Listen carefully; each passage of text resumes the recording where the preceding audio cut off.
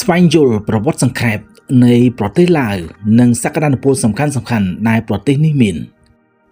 ប្រទេសឡាវមានឈ្មោះជាផ្លូវការសាធារណរដ្ឋប្រជាធិបតេយ្យមាននិតឡាវរដ្ឋធានីវៀងច័ន្ទជាភាសាផ្លូវការគឺភាសាឡាវរបបដឹកនាំសាធារណរដ្ឋសង្គមនិយម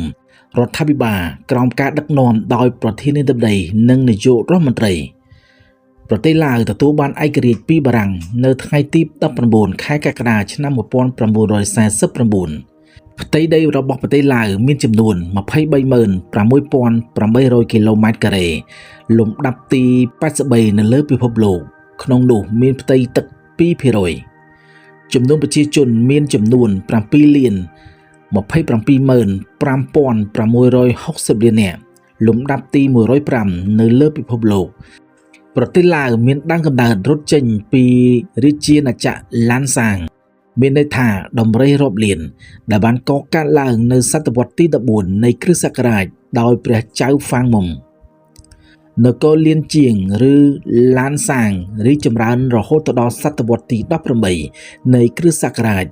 តែត្រូវបែកបាក់ជា3រហូតចុងក្រោយត្រូវសៀមត្រួតត្រានៅសតវត្សទី19ដែនដីនេះ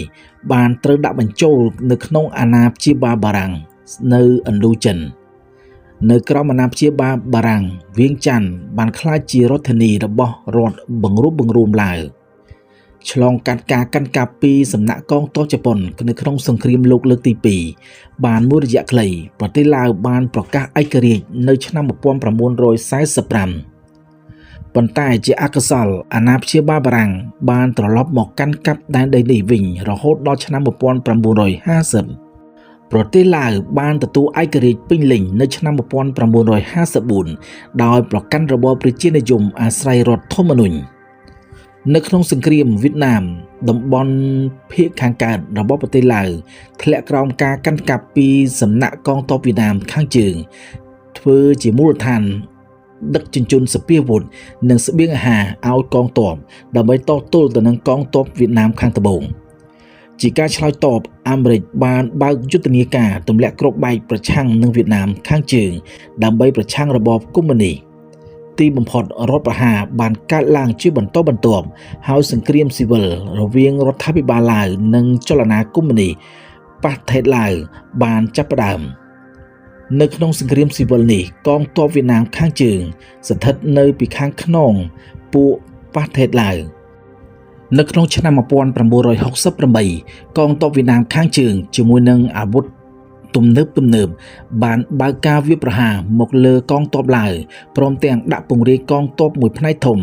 នៃផ្ទៃប្រទេសជំរុញឲ្យមានការទម្លាក់គ្រាប់បែកទ្រង់ទ្រីធំពីសំណាក់អាមេរិកដើម្បីកំទេចមូលដ្ឋានទ័ពវៀតណាមខាងជើងនៅក្នុងប្រទេសឡាវនិងដើម្បីកាត់ផ្តាច់ផ្លូវលំហូជីមិញតាមរបាយការណ៍បានដឹងថាការទម្លាក់គ្រាប់បែករបស់អាមេរិកនៅលើទឹកដីនៃប្រទេសឡាវពីឆ្នាំ1971ដល់ឆ្នាំ1973ច្រើនជាងគ្រាប់បែកដែលទម្លាក់នៅទូទាំងពិភពលោកនៅក្នុងអំឡុងសង្គ្រាមលោកលើកទី2សរុបចំនួន2លានតោននៅទីបំផុតនៅឆ្នាំ1975ចលនាកុម្មុយនីសប្រទេសឡាវដែលមានការគាំទ្រពីសហព័ន្ធរុស្ស៊ីនិងវៀតណាមខាងជើង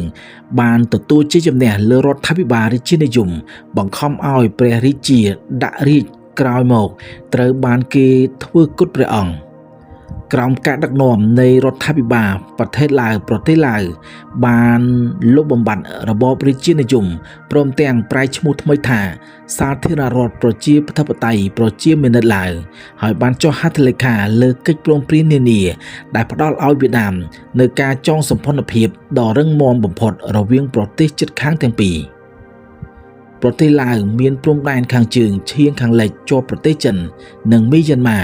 ខាងកើតជាប់វៀតណាមខាងត្បូងជាប់កម្ពុជានិងខាងលិចជាប់ប្រទេសថៃប្រទេសឡាវគ្មានព្រំដែនចុះសមុទ្រទេ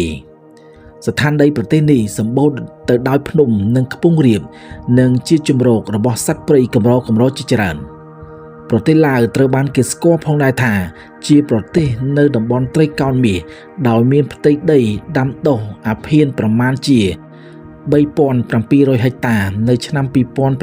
2007ប្រទេសនេះស្ថិតនៅក្នុងតំបន់ត្រូពិកទទួលឥទ្ធិពលរបស់ខ្យល់រដូវ មានរដូវ2គឺរដូវវស្សាចាប់ពីខែឧសភាដល់ខែវិច្ឆិកានិងរដូវប្រាំងពីខែធ្នូដល់ខែមេសាប្រទេសឡាវចែកចេញជា16ខេត្តនិងមានរដ្ឋធានីនៅវៀងច័ន្ទសេដ្ឋកិច្ចឡាវពឹងផ្អែកខ្លាំងទៅលើការវិនិយោគនិងពាណិជ្ជកម្មជាមួយនឹងប្រទេសជិតខាងពីមុនប្រទេសនេះពុំសូវមានហេដ្ឋារចនាសម្ព័ន្ធទំនើបឡើយប៉ុន្តែជាក់ស្ដែងនាប៉ុន្មានឆ្នាំចុងក្រោយនេះដោយសារតែទំនាក់ទំនងមិត្តភាពនិងសេដ្ឋកិច្ចជិតស្និទ្ធជាមួយនឹងប្រទេសចិនឡាវបានដាក់សម្ពោធផ្លូវរថភ្លើងលបឿនលឿនជាលើកដំបូងនៅក្នុងឆ្នាំ2021ខណៈដែលផ្លូវថ្នល់សំខាន់ៗក៏ត្រូវបានចាប់ផ្ដើមអភិវឌ្ឍផងដែរយ៉ាងណាក៏ដោយនៅតាមតំបន់ជនបទដាច់ស្រយាលការផ្គត់ផ្គង់ភ្លើងអគ្គិសនីសេវាអ៊ីនធឺណិតនិងសេវាសាធារណៈមួយចំនួនទៀតនៅកំពុងជួបបញ្ហានៅឡើយផលិតផលក្នុងស្រុកពាក់កណ្ដាលបានពីវិស័យកសិកម្មត្រូវបានប្រើប្រាស់ដោយប្រជាជន 80% ប្រទេសឡាវជាប្រទេសដែលមានផ្ទៃដីដាំដុះអចិន្ត្រៃយ៍តិចជាងគេនៅក្នុងមហាអនុតំបន់មេគង្គជាក់ស្ដែងផ្ទៃដីដាំដុះមានតែ 4.01 ប៉ុណ្ណោះដោយក្នុងនោះផ្ទៃដីដាំដុះអចិន្ត្រៃយ៍មានតែ 0.34% ដោយស្រូវជាដំណាំសំខាន់ជាងគេសេដ្ឋកិច្ចប្រទេសឡាវទទួលបានជំនួយពីមូលនិធិរូបិយវត្ថុអន្តរជាតិនិងប្រភពថវិកាអន្តរជាតិដទៃទៀតក៏ដូចជាការវិនិយោគទុនពីបរទេសផងដែរវិស័យទេសចរជាឧស្សាហកម្មរីកចម្រើនលឿនជាងគេនៅប្រទេសឡាវប៉ុន្តែវាបានធ្លាក់ចុះស្ទើរតែបាត់ព្រោះតែការរាតត្បាតនៃជំងឺ COVID-19 យ៉ាងណាក៏ដោយសកម្មភាពវិនិយោគរវាងប្រទេសជិតខាងជាពិសេសពីប្រទេសចិនគឺបានជំរុញសេដ្ឋកិច្ចប្រទេសនេះឲ្យអភិវឌ្ឍយ៉ាងឆាប់រហ័សជាលទ្ធផលកាលពីថ្ងៃទី24ខែវិច្ឆិកាឆ្នាំ2021មហាសន្និបាតអង្គការសហប្រជាជាតិបានទទួលស្គាល់ថាប្រទេសឡាវបានងើបចេញពីឋានៈជាប្រទេសមានការអភិវឌ្ឍតិចតួចហើយនៅក្នុងចំណោមប្រជាជននៅក្នុងប្រទេសឡាវទាំង 7.27 លាននាក់ជិត 60% ជាជនជាតិឡាវក្រុមជនជាតិមួយនេះកាន់កាប់តំបន់ទំនាបនិងដើរតួនាទីចម្បងក្នុងវិស័យនយោបាយនិងវប្បធម៌ជនជាតិលាវស្ថិតនៅក្នុងអំបូរជនជាតិតៃដែលបានធ្វើដំណើរមកពីប្រទេសចិនអ្នកស្រុកភ្នំនិងជនជាតិភាគតិចនៅប្រទេសឡាវរស់នៅតំបន់ដាច់ស្រយាលនៃប្រទេសឡាវក៏សម្ព័ន្ធចម្រុះជាតិសាសន៍វប្បធម៌និងភាសានៅមានជីវិតនៅតំបន់ភាគខាងជើងនៃប្រទេសរួមមានជនជាតិលួនិងជនជាតិឃ្មួដែលជាជនជាតិដើមឡាវបច្ចុប្បន្នជនជាតិលួស្ទើរតែជិតផុតពូជទៅហើយចំណែកក្រុមជនជាតិចិននិងវៀតណាមច្រើនរស់នៅតាមទីក្រុងភាសាផ្លូវការនៃប្រទេសឡាវគឺជាភាសាលាវដែលស្ថិតនៅក្នុងអំបូរភាសាតៃភាសាបារាំងដែលមានប្រើជាទូទៅក្នុងជួររដ្ឋាភិបាលនិងពាណិជ្ជកម្មបានចុះទន់ខ្សោយបន្តិចម្ដងខណៈដែលការប្រើប្រាស់ភាសាអង់គ្លេសកាន់តែពេញនិយមព្រះពុទ្ធសាសនាថេរវាទមានឥទ្ធិពលជាចម្បងដល់វប្បធម៌ឡាវដែលបង្ហាញឲ្យឃើញតាមរយៈភាសាសិល្បៈអក្សរសាស្ត្រជាដើមយ៉ាងនេះក្តីវប្បធម៌ដើមរបស់ឡាវមួយចំនួនដែលមានជីវិតតាំងពីមុនការមកដល់នៃព្រះពុទ្ធសាសនានៅតែត្រូវបានបន្តថែរក្សាដល់បច្ចុប្បន្នដូចជាកែនដែលជាឧបករណ៍តន្ត្រីរបស់ជាតិមានកំណើតតាំងពីបុរេប្រវត្តិមកម្ល៉េះសូមជម្រាបថាប្រទេសឡាវមានបេតិកភណ្ឌពិភពលោកចំនួន2គឺទីក្រុងលួងព្រះបាងឆ្នាំ1995ប្រាសាទវត្តភូឆ្នាំ2001និងទីវាលក្រឡឆ្នាំ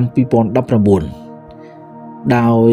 ស្រូវជាអាហារចម្បងនៃប្រទេសឡាវទើបមានពិធីសាសនានិងប្រពៃណីជាច្រើនទាក់ទងទៅនឹងការបង្កើនផលស្រូវជាក់ស្ដែងអ្នកស្រែជនជាតិឃ្មួនៅលួងព្រះបាងតែងតែដាំស្រូវប្រភេទខៅកម្មក្នុងបរិមាណតិចតួចមួយនៅក្បែរខ្ទមជាការរំលឹកគុណដល់មាតាបិតារបស់គេដែលបានចែកឋានឬទៅក៏ដាំនៅលើក្បែរភ្លឺស្រែដើម្បីបញ្ជាក់ថាមាតាបិតារបស់គេនៅមានជីវិត